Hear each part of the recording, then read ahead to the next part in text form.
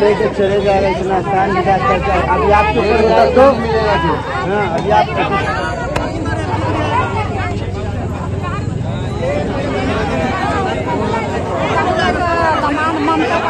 जो थे वहाँ पर मुआवजे की मांग को लेकर के उसको मृतक के शव को रख करके चक्का जाम करने की कोशिश किए थे और उसके बाद फिर पुलिस प्रशासन के सहयोग से उनको समझाइश दे करके खुर्सीपार रोड में ट्रेलर की चपेट में आने के बाद जिस हेमलाल की मृत्यु हो गई और उनकी बॉडी को लेकर के यहाँ पर जो भीड़ लगी थी, उसके बाद धीरे धीरे जब पुलिस प्रशासन का अमला यहाँ पर आया और खुर्सीपार थाने की टीआई ने यहाँ पर कमान संभाली थी, लगातार यहाँ पर पैनी नज़र रखी जा रही थी कि कोई और अप्रिय घटना ना हो, क्योंकि जो भीड़ थी वो आक्रोशित हो चुकी थी।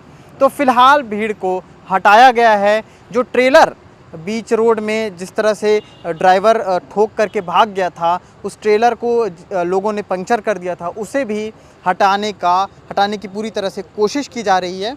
जिसके घर का शख्स ख़त्म हुआ है, उसके घर के उस शख्स की जगह की भरपाई तो कभी नहीं हो सकती, लेकिन जिस भरपाई जिस मुआवजों को लेकर के यहाँ के लोग, खुर्सीपार के लोग यहाँ पर इकट्ठा हुए थे, यहाँ पर जमे हुए थे, उसके बाद लगातार जो पुलिस प्रशासन की तरफ से जो वार्तालाप हुए हैं, जवाब तलब आया है, उसमें सिर्फ ये बताया गया है कि सरकार की तरफ से क्रियाक्रम के कार्यक्रम को करने के लिए 25,000 रुपये जो दिया जाता है वो दिया जाएगा।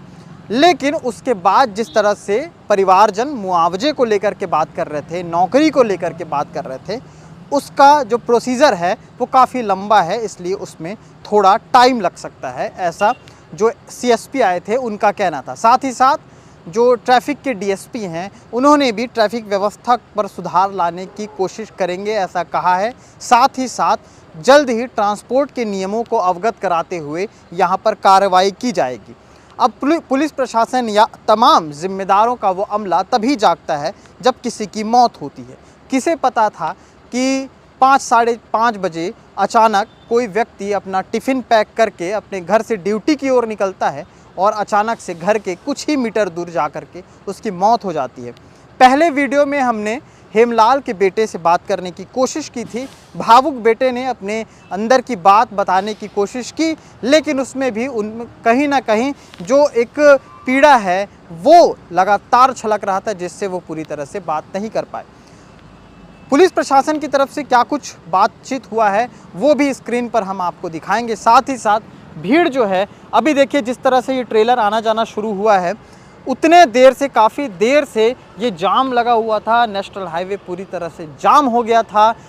खुर्सीपार में जिस तरह ये हादसा हुआ, लोगों का जो आक्रोश था वो आक्रोश जो आग की तरह फैलने को बेकाबू हो चुका था, जिसको काबू में लाने के लिए पुलिस प्रशासन और एसटीसी कंपनी के जो कर्ता धर्ता हैं वो इंद्रजीत सिंह छोटू, वो भी यहाँ पर आए। उसके बाद जो भीड़ है वो छटी है।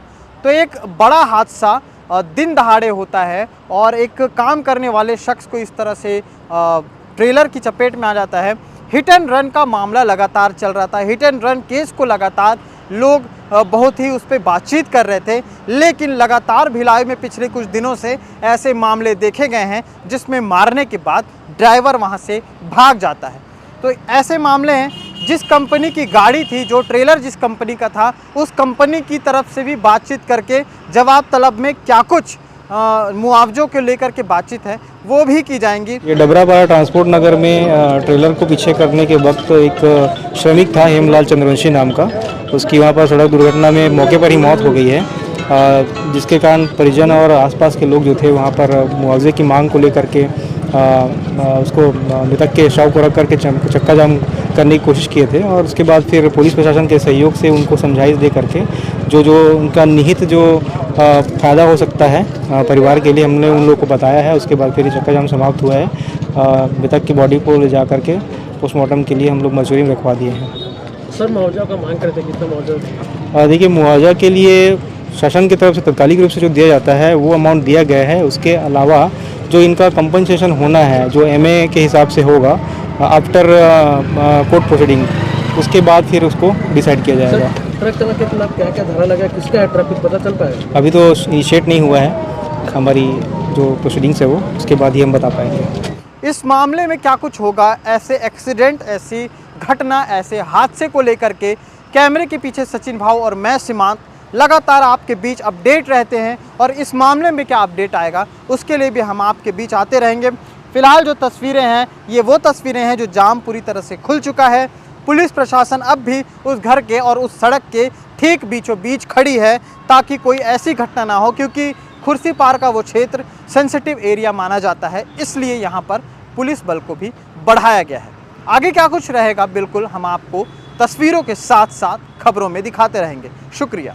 उसके लिए आप लोग क्या करेंगे? क्योंकि ये जो एरिया है डबरापारा से लेकर ट्रांसपोर्ट नगर का पूरा एरिया है, पूरी गाड़ियाँ यहाँ से लगातार आती है। ये एकमात्र रूट यही है जो डबरापारा से ट्रांसपोर्ट नगर तरफ आने का, क्योंकि इसमें गैरेज भी है और जिसमें सभी ड्राइवर्स के जो निवास है वो भी है, तो अपने निवास के सामने गाड़ियाँ खड़ी करते हैं। और अभी बाएं तरफ जो ट्रांसपोर्ट नगर है वो भी निर्माणाधीन है, तो ये जैसे ही निर्माणाधीन हो जाएगा तो पूरी गाड़ियाँ जितनी रोड में खड़ी होती है पूरे ट्रांसपोर्ट नगर में चली आएगी। तो हमारा प्रयास है कि जितनी गाड़ियाँ जो अनावश्यक रूप से खड़ी है ट्रांसपोर्टरों के माध्यम से भी हम लोग कि ये रोड में गाड़ियाँ ना खड़े करें, जिसकी दुर्घटना की संभावना बनी रहती है। तो इसमें हम लोग कार्रवाई भी करेंगे। ट्रांसपोर्टरों को भी बताया गया है कि अपनी गाड़ियों को रोड में ना खड़े करें और ऐसी जगह में खड़े करें जहाँ सुरक्षित रहे, और जो गैरेज की गाड़ियाँ हैं वो भी अंदर तरफ ऐसे दबा के लगाएं या अपना जो भी रिपेयरिंग कराना है, ताकि यातायात बाधित ना हो। यातायात बाधित ना हो।